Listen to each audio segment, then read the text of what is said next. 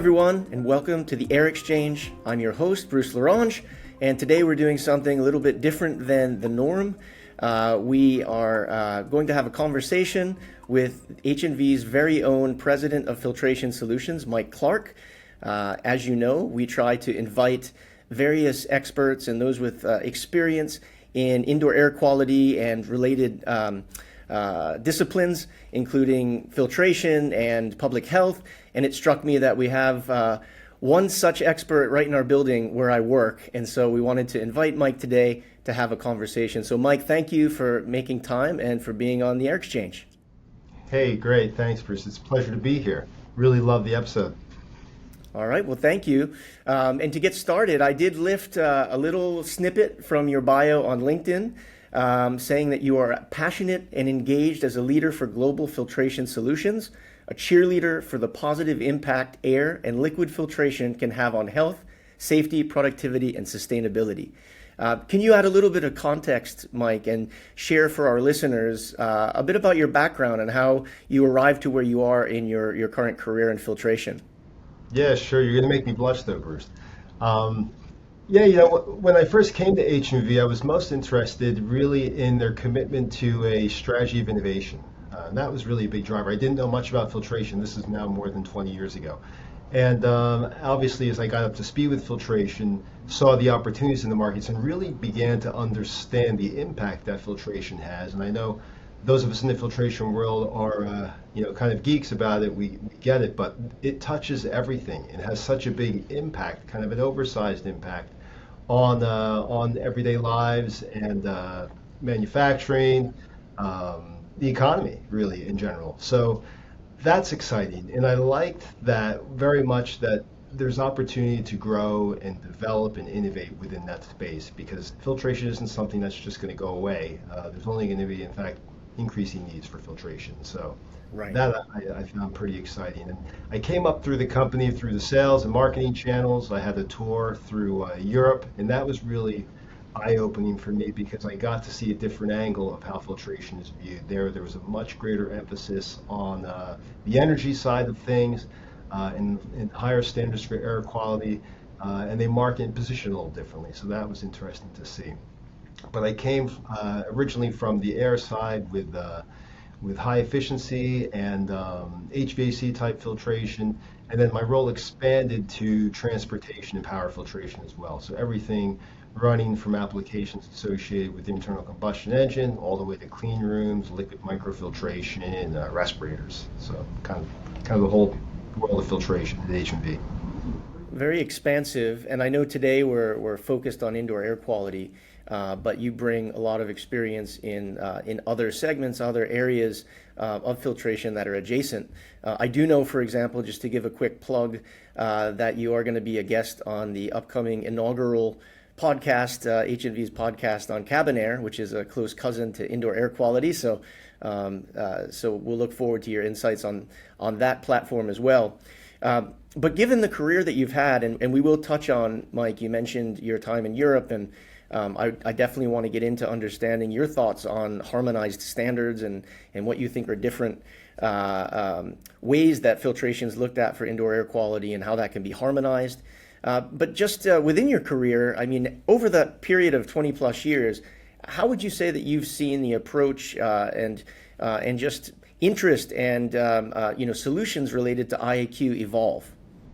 That's a really great question. Kind of a fun one if I think about it, because when I first got into filtration, particularly on the air side, it was mainly about protecting machines, protecting equipment. That was the focus of air filtration, and that's great because you can measure that directly, quickly, with how your yield is, what the contamination is, those sorts of things. And what I've seen over the last really 10 years is a much greater awareness and appreciation of IAQ, particularly around filtration, particulate matter. And the shift has gone from safety and productivity to really that of health and sustainability. So much broader, much more impactful areas for kind of human beings when you think of that. Right. And Mike, it's I know we have the benefit of the fact that I do know you and work with you, so we've had a number of conversations. on this, but I think for the benefit of the audience, health overall, we know hasn't necessarily been the driver for higher filtration that certainly those of us in the industry would have expected coming through COVID, and we'll get to a bit on that later as well. But to kind of connect that, protection for human health and the fact that you need filtration at a high level to protect humans versus assets or downstream equipment in a building. To get back to your time outside the U.S. and your global approach to the work that you do, how do you see the current landscape for healthy air in indoor air quality, or as it relates to indoor air quality, and the standards that are recommended by governing bodies in both the U.S. and Europe and potentially other regions? Do you have a point of view on how those standards are set, and if there should be some sort of harmony between them, since I understand they're different? Yeah, I certainly have a point of view, and it's I guess maybe the best way to characterize it is that it's a very confusing landscape because of all the different recommendations and different standards. And I think we can talk maybe more about that later, but that's also one of our opportunities is to address that. In terms of, it would be great if there was one global standard and everyone could agree on this is what good air quality is. Right now, most of the standards, though, really are focused on standards that compare filters rather than compare air quality. And as we know in the IAQ space, it's much broader than just even filtration, although that's near and dear to my heart and what I'm mainly focused on. There's a real opportunity to look at air quality overall, rather than just, hey, what filtration efficiency is the filter that I'm buying. The standards are really set up to compare filter products, and they're very helpful for that, but not so helpful when you're trying to make decisions about, do I have good air quality or not? Right. Fair enough. And health, again, which we understand is the crucial end result of good filtration for humans, is critically important. But we know right now that there are other drivers. Those who are actually buying filters for public buildings and so on are very interested, of course, in the cost of filtration or running a building, and so quite often are focused on energy or sustainability outcomes in the world we live in, where decarbonization is an increasing priority and so on. So do you have any thoughts on how filtration for indoor air quality intersects with energy and decarbonization in general? And I say that because in the news cycle, we often see indoor air quality or air quality related matters focused on health outcomes, but very rarely is there any talk about how that intersects with energy and decarbonization. So curious about any thoughts you have there on that intersection of filtration and energy. That's a really great topic. Certainly, we know that air quality and health are related. That's kind of indisputable now. The energy thing, though, is much easier for people to get their hands around. And there's a lot of interest on that, particularly in Europe, where energy is quite expensive. I think more on this side of the Atlantic Ocean, at least, there hasn't been as much concern over energy, but that we also see is changing. What I think the real opportunity for our industry is to look at that intersection, as you said, where you want to have a certain minimum standard for air quality, but also associated with that a sustainability piece. So, you don't want to not choose the best air quality because you feel that you're going to be paying more in energy for that. So I think that's the industry opportunity is, and we can do that today. We can make it so that you can have the best air quality without paying a penalty in energy. But there's a great opportunity to tell that story with the footprint of the filter versus the handprint of its use, and I think that's something that really we need to take advantage of. People are seemingly more willing to pay for performance if they see a direct financial benefit, and you get that with the energy. It's much harder to distinguish on the health side. Is that filter really adding to the benefit of my health and well-being or not? I know intuitively it is, but it's hard to really make that connection. Right. Certainly, a challenge we know exists as we've seen increasing amounts and usage of air quality monitors, sensors, but still not wide-scale adoption or use in buildings or even in people's homes. So still a long way to go there. And something related to the health piece here, and I think I think we touched on it when just talking about energy and the cost of filtration. But it strikes me that through the pandemic, we learned a few things as a society about health and air. And wherever anyone stands on masks and the comfort of masks, I think that we understand that an N95 respirator, is a great form of protection and certainly a lot more protective than a cloth or fabric mask that would be something like, to make a crude analogy, an N20 in comparison to, a professional certified N95 mask. Yet, and again, I'm sure certain engineers will cringe at my analogy, but if the HVAC is a building's mask, in essence, that's protecting the occupants inside the building from the air. And we know that MERV 13, which most governing bodies in health and even standards recommend as the minimum for healthy air quality, MERV 13 is largely not still being used in public buildings and in commercial buildings. But MERV 8 or even lower, the equivalent of sort of a MERV 20, let's say, if it were, an N20 mask or so is still being used. So what do you think it would take, understanding there is a cost to having cleaner air, but what do you think it's going to take for wider scale adoption of people recognizing and going for that human health related filter versus something that's just cheaper and ticks a box to have in your building? I really do like that analogy, although certainly the technical gurus are going to take issue with it. But that's the kind of communication we need to make it simple for the end user, the average person, to understand what filtration can and can't do. That's a really interesting one. If you go back through COVID and think about that, the awareness was so high, and we did see a big uptick in demand for better filtration.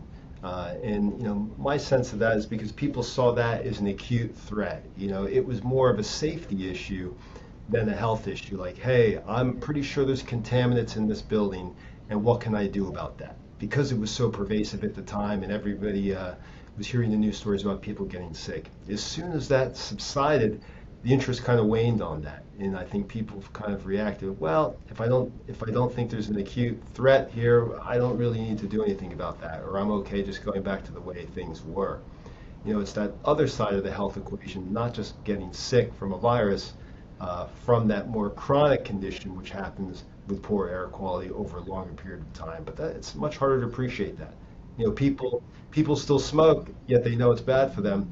But it's something that's going to catch up to them much later, so they don't seem to value that as much. Yeah, it's certainly a great conundrum, something that I know I think about often, since we spend our days considering the air that we breathe and the importance of filtration, but understand it's not prioritized for most people, even though it is the greatest foundational, basically part of our health is the air that we breathe. So it's a bit of a riddle to figure out what it's going to take to have people think more about that and look to solutions that are going to be more protective in the buildings that they live, work, play, and so on. To that point, Mike, what would you like to see, again, with 20 plus years experience in the industry and knowing that at least in the filtration and the filter manufacturing space, you've seen a lot of developments. Is there something that you would like to see that would help better with education, awareness, social awareness around this topic? Any suggestions or anything that you'd like to see from an industry perspective that could really help increase the education around the topic and help people to act more responsibly for their health? I would love to see more alignment on the communication of that. The messaging is really not aligned right now. It's hard to understand what we're talking about, particularly someone who's not involved in the industry. We have all our standards that we talk about and we float those. We can't expect people to understand what that is. We got to make it easy for them. So I would like to have a common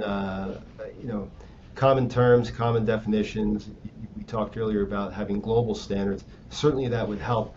We've got to make it easy. One analogy, I like the AQI index for outdoor air. It makes it easy for people. People can look at the color coding and understand, hey, is the air safe or not? We don't talk about indoor air quality in that same way. But you certainly could. And if globally we could come up with some kind of agreement on what the right standard is, and I know that's not easy, but at least that is a basis for that. And I think that helps with the communication so that people will be much more aware of how that air quality actually is. Yeah, I think, you hit on something that's really important, which is the complexity or perceived complexity to matters of air quality, filtration, even understanding the contents of what's in the air that we breathe. Having a simpler way to understand that is going to be paramount. I think about, I don't know if you've seen the movie Don't Look Up, which Yeah. was pretty popular coming through COVID. But there's an interesting scene, and I bring this up because I think it illustrates kind of what's happening from an industry standpoint, where you have the main character, Leonardo DiCaprio, who's about to go on TV as a scientist and try to talk about this matter of impending danger of this meteor coming to the Earth, and his handler says, "Don't talk about the math," and he says, "It's all math, though." So I think that the fact that we have a lot of science, physics, complex matters related to air quality can really be confusing to those who aren't experts in that. And so certainly we're going to have to, as an industry, perhaps work hard to simplify messaging and make it clearer, easier for people to understand so they can make decisions or understand that they should be making decisions. And so a lot of work to be done there for sure, Mike. So to kind of move to crystal ball time, if you had to guess, because right now a lot of the filtration standards are recommendations. We don't have an enforcing body, at least for HVAC filtration like you do with NIOSH and masks or OSHA in the workplace. And I mean, do you see that changing in the future? Do you see a need, and or do you expect to see some sort of policy changes related to air quality, at least for North America, in the near future? That's a great question. I think policy would certainly be the fastest way to get something in place, but it's hard to imagine that you get enough alignment on that, pushing that further, particularly until we get the messaging right. I think what really is impactful, and you alluded to it earlier, the technology that's out there for sensors, not just for particulates, but for VOCs, for broader air quality in general. If people had that kind of awareness, they're going to make their own decisions for that. I think about all the government intervention in clean water, and of course, maybe that's easier to characterize because it's coming from one source, and you can just test that and make sure that it's good. But even water quality does change as it's delivered to your home, based off what your infrastructure is, your piping, all that kind of things. But people do care about that, and you see a growing filtration market for point of use in people's homes because they're worried about that. The same exact phenomenon is there with indoor air quality, and I think if people understood that, hey, the air I'm breathing may not be safe or may not be good, I'll do something about it. That's going to drive adoption. And the other thing I think we all know is seeing is believing for the general population. So I think one of the more recent developments that's been easy for anyone to understand that's been impacted is wildfire smoke. And we know that already, even though it's so early in the year in Canada, wildfire season, if you want to call it that, has already begun. With the advent of wildfire smoke, Mike, do you think that, and just to step back, obviously particulate pollution and, auto emissions and dust and different things in the air that are particulates are largely what are captured by filters, but given wildfire smoke and VOCs and gaseous components and ozone and things that aren't just particles flying around in the air anymore are ongoing threats. Do you think that there's going to be any shift or any developments in the filtration market that are specifically around meeting the evolving climate changes and the fact that we have things like wildfires which are increasing? Yeah, I do. You brought up the VOCs piece, and beyond particulates, certainly that's going to be a growing market. There's going to be growing demand for making sure that air quality is great, from all the components of that. The wildfire thing is interesting because we often do see an increase in demand when there are wildfires, again, because it's the awareness. You don't need the sensor to tell you when you can barely see across the street because the air pollution is so poor. So people then prioritize that and act on it. And back to seeing is believing, I think that's the real opportunity there. But the technologies exist to solve those problems. Yeah, I think that's a great point as well. Quite often there seems to be a perception that some of the environmental challenges related to the air are just what can we do about it? But there's a lot of technology that can remediate or mitigate poor air, as we know. So again, gets back to that education curve and how to help people understand what is available out there.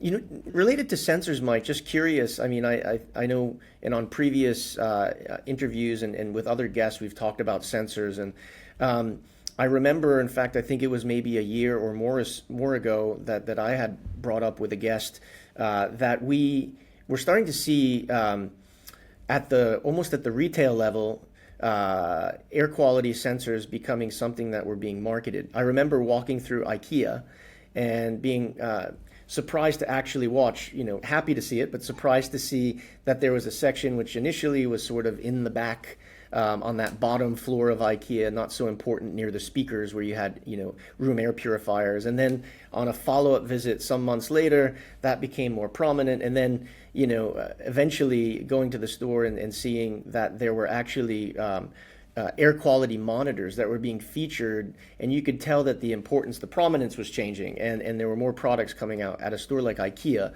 which really democratizes lifestyle, for the masses, which is kind of interesting. So, but nonetheless, I think that, even over the last couple of years, expecting that would be just something that everyone would consider as part of their home decor, if you will, or even in a building, that there would be more displays showing what the air quality was.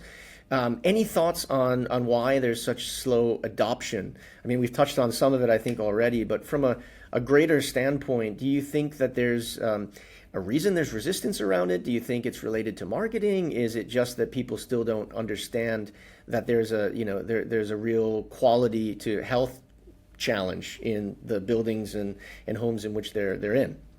I think it's all those things, and those things are fun to play with and take them around to different places, different rooms, and see how that changes. Or even at home, if you start cooking, you can see the impact immediately. So I think it's really eye-opening, revealing, and like you said, I don't think there's enough people who have awareness of that at the residential level. At the commercial building level, it is surprising that you don't see more displays when you come into the lobby of a building and, hey, what's the air quality here? Of course, you do see that some leads buildings, but it's not very widespread. So that's maybe an opportunity where legislation, if there's certain minimum standards, say a school or some other super highly critical occupancy that you'd want to manage, that would be something that probably would get traction. Very interesting, a topic that never gets old to think about, and certainly it's going to be many years. It's not going to be, it could even be generational to see that shift in awareness, just like we saw with water in some ways, and hydration, and the importance to health and healthy eating, and many other things related to health. Air seems to be the next great area of enhanced understanding that's needed, and I'm sure marketers are going to actually help with that, hopefully in a positive way, to really drive this idea that you should be measuring and understand what's in the air around you, for your health. I agree, and I like, as you often remind me, we take in a lot more air volume than anything else, food, water, and else in our bodies. So it's important. Hopefully, we'll be seeing some of those changes, at least in our career, certainly in our lifetime. Hopefully sooner. But Mike, just to switch gears a little bit, given that, I know personally, because of being at HNV, that we have over 50 PhDs and some pretty sharp scientists. How do you, as the landscape evolves out there, and we look at the changing inputs that are actually making those who are designing filters need to react and come up with better solutions, how does that inform the scientists or those who are actually making the filter media at H&V? I mean, any comments on that, and how the company reacts to externalities that are happening and then uses that for innovation and research and development? Yeah, I think that, it's guiding our product roadmaps. When you look at our different market segments and what in product development projects we have, it's about finding that right balance. So, basically in IAQ, we're trying to provide the best IAQ with the least amount of downside. Typically, what the downside is, it's cost. It can be pressure drop, which is another form of cost in the energy. And what we want those projects to be working on is making sure that there is no downside for choosing better air quality. That's really the holy grail. That's what we're going after. Yeah, nicely said. The downside, you don't have to sacrifice clean air for, extreme energy costs or things like that. That's certainly going to be crucial. So certainly appreciate the approach.